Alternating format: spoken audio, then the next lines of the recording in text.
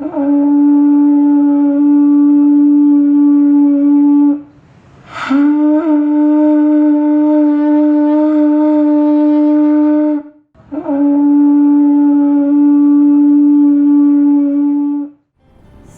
sejahtera dalam kasih Tuhan Yesus Kristus bagi kita semua di saat ini.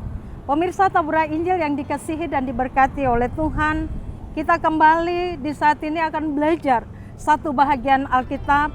Namun sebelumnya saya ajak kita, mari kita berdoa. Tuhan Allah Bapa di sorga, kami bersyukur untuk kesempatan Tuhan berikan kepada kami kembali, sehingga di saat ini kami dapat belajar satu bagian kebenaran firman-Mu lewat program Tabura Injil ini. Tuhan Yesus yang baik kiranya memberkati kami, memberkati pula siaran Tabura Injil yang mana akan dipakai sebagai media untuk dapat mewartakan kebenaran firman Tuhan, sehingga ada banyak jiwa yang terberkati dan dimenangkan untuk Tuhan. Tuhan memberkati bangsa dan negara kami.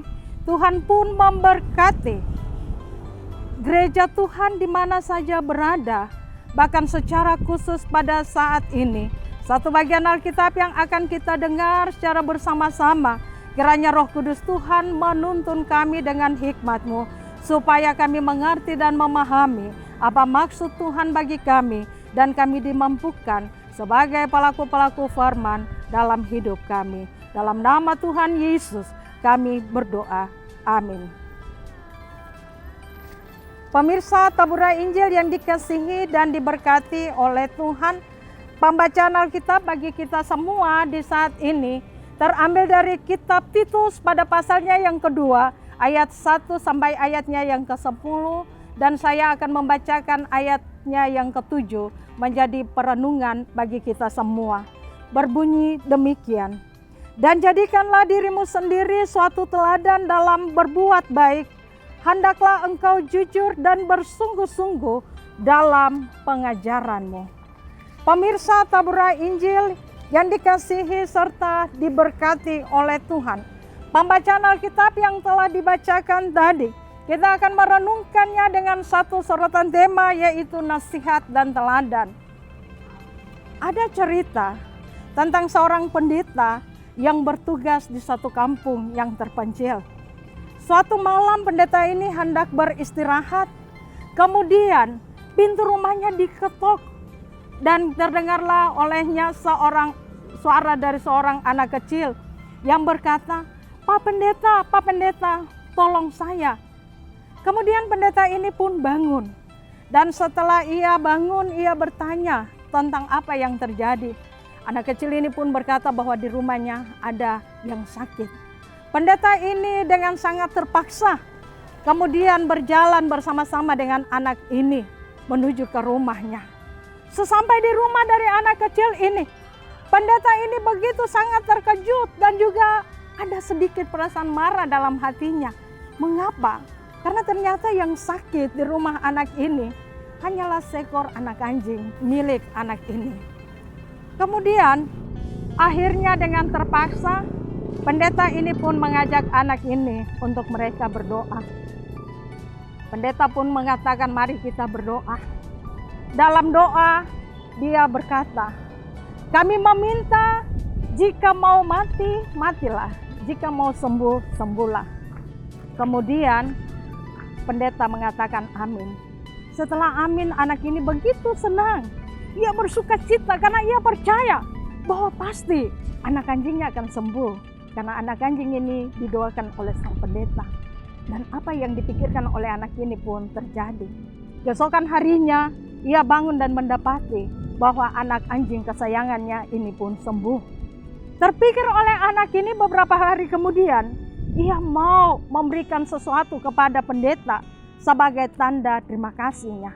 Kemudian anak ini pun pergi ke rumah sang pendeta dengan membawa sesuatu sebagai tanda terima kasih dari anak ini kepada pendeta. Ketika ia memanggil pendeta, dia disuruh masuk ke dalam rumah pendeta.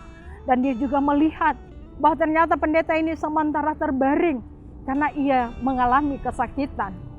Anak ini pun minta izin kepada sang pendeta untuk dia berdoa bagi pendetanya ini. Dengan wajah yang manis dan mengangguk sebagai syarat bahwa pendeta ini setuju, maka berdoalah anak ini. Anak ini pun berdoa, jika mau mati, matilah. Jika mau sembuh, maka sembuhlah. Amin. Pemirsa Tabura Injil yang dikasihi oleh Tuhan Yesus Kristus, pada bagian Alkitab ini, atau dari cerita ilustrasi yang telah didengar tadi, sesungguhnya mau mengingatkan kepada kita bahwa sebenarnya keteladanan itu sangat mudah untuk menular. Bukan saja bagi anak kecil, tapi siapa saja.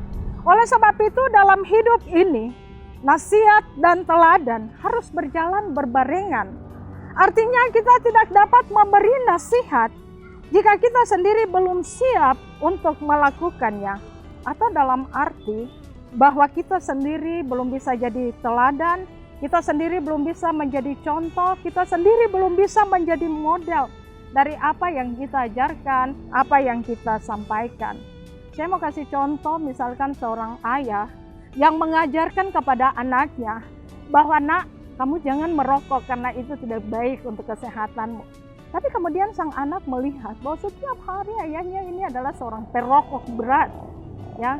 Atau seorang ibu yang memberikan nasihat kepada anaknya dalam hal mengasihi, dalam hal menghargai orang lain.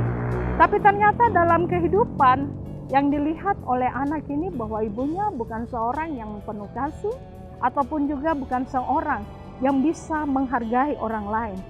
Sekali lagi, memang sangat mudah untuk memberikan nasihat, tetapi terkadang sangat sulit untuk bisa melakukan apa yang disampaikan.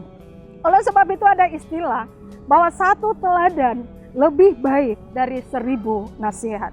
Dan firman Tuhan yang dibacakan saat ini memberikan nasihat kepada kita sebagai orang percaya tentang betapa pentingnya nasihat dan teladan dalam kehidupan sehari-hari. Karena pertumbuhan iman seseorang akan nampak ketika nasihat yang diterimanya, tapi juga sekaligus yang diajarkannya. Dan nasihat itu selalu dimulai dari dalam keluarga itu sendiri. Oleh sebab itu di kitab Titus pasal 2 ayat 1-10 ini sesungguhnya mengandung 2 makna penting yang dapat kita belajar melengkapi kita dalam keterpanggilan kita sebagai orang percaya di saat ini. Hal pertama yang dapat kita pelajari di sini adalah memberi nasihat dan juga menjadi teladan adalah sebuah kewajiban. Memberi nasihat dan menjadi teladan adalah suatu kewajiban. Sebagai orang percaya kita wajib untuk jadi teladan, baik dalam status sebagai orang tua, sebagai pemuda, bahkan sebagai hamba sekalipun. Apa kewajiban atau keharusan yang dilakukan oleh orang tua? Mulai dari kewajiban seorang bapa. Ayat 2 berkata, seorang bapa haruslah hidup sederhana. Seorang bapa wajib hidup terhormat. Terhormat karena dia bukan seorang peminum. Terhormat bukan karena dia seorang pembohong. Terhormat bukan karena ia seorang yang selalu melakukan kekerasan. Bahkan dia ketika ia disebut sebagai seorang yang terhormat karena dia memiliki integritas diri. Bahkan dia adalah seorang yang bijaksana, seorang yang beriman, seorang yang hidup dalam kasih dan ketekunan. Itu nasihat yang diberikan oleh Titus kepada setiap bapak-bapak yang ada di dalam keluarga Kristen. Kemudian ada kewajiban yang harus dilakukan oleh seorang ibu. Seorang ibu hendaknya menjadi seorang yang rajin beribadah. Jangan suka memfitnah, artinya suka sebar gosip. Seorang ibu Kristen bukan seorang yang juga suka peminum atau menjadi hamba anggur. Tapi dia harus menjadi ibu yang suka mengajarkan hal-hal baik saja. Hidupnya bijaksana, yang mengasihi suami serta anak-anaknya, Dia tahu mengatur rumah tangganya serta anak-anaknya. Dia tahu untuk bagaimana melakukan apa yang harus ia lakukan dengan segala kebaikan hatinya. Dan ia pun seorang yang taat pada suami. Dengan demikian, maka orang tua di sini dapat memberikan dampak bagi anak-anak untuk kehidupan saat ini, bahkan juga untuk masa depannya. Kita bisa baca itu atau lihat itu di ayatnya yang ketiga, 4, dan ayatnya yang kelima. Dan kepada setiap pemuda di sini dinasihati agar dapat menguasai diri dalam segala hal. Contohnya miras, narkoba, tapi juga seks bebas. Atau hal-hal yang bertentangan dengan firman Tuhan. Jangan sampai pemuda Kristen jatuh dalam hal-hal tersebut. Sebaliknya, pemuda Kristen harus menjadi teladan dalam hal berbuat baik. Hidup jujur, lebih bersungguh-sungguh dalam melakukan pemberitaan Injil melalui kesaksian hidup mereka. Dan kepada setiap para hamba dinasihati juga untuk hidup taat pada tuannya. Jangan jadi hamba yang suka membantah, suka bekerja curang, tapi harus hidup setia dan taat. Hal yang kedua, manfaat dari nasihat dan teladan. Ketika orang percaya sudah hidup menjadi teladan, dalam arti bahwa dia tidak hanya cakap dalam memberi nasihat saja, tetapi setiap nasihat dan pengajaran yang diberikan, dia mampu untuk melakukannya, menjadi contoh atas nasihat tersebut. Maka tentu nama Tuhan tidak akan dihujat, atau Injil Kristus yang disampaikan tidak akan dihujat orang. Tetapi sebaliknya, nama Tuhan Allah pasti dimuliakan. Kita lihat itu pada ayat 5 bagian akhir dan ayatnya yang ke-10 dari Titus 2 tadi. Dengan demikian, sekarang kita dapat memahami bahwa nasihat dan teladan itu sangatlah penting dalam kehidupan kita sebagai orang percaya. Juga dalam kehidupan keluarga kita sebagai keluarga Kristen yang hidup di tengah-tengah dunia ini. Memang kita sadar bahwa dalam keterpanggilan, dalam kehidupan kita sebagai manusia, tentunya seringkali kita terbatas dan tentunya kita tidak bisa mampu untuk melakukan setiap hal yang kita ajarkan ataupun setiap hal yang kita sampaikan yang disebut sebagai nasihat itu. Tapi saya mau ajak kita semua, mari Bapak Ibu Saudara, pemirsa Tabura Injil yang dikasihi oleh Tuhan, untuk kita mengatakan dalam hati kita bahwa Tuhan sanggupkan saya untuk bisa menjadi pribadi yang tidak hanya bisa memberi nasihat, tetapi Tuhan mampukan saya untuk bisa menjadi pribadi yang juga bisa menjadi teladan dari setiap nasihat, dari setiap pengajaran yang saya sampaikan. Supaya dari kehidupanku ini, nama Tuhan akan senantiasa dipuji dan dimuliakan. Karena aku mengasihimu atau aku mencintaimu ya Yesus. Amin. Demikianlah perenungan firman Tuhan di hari ini. Dan saksikan terus program pemberitaan firman Tuhan lewat siaran Tabura Injil di channel ini.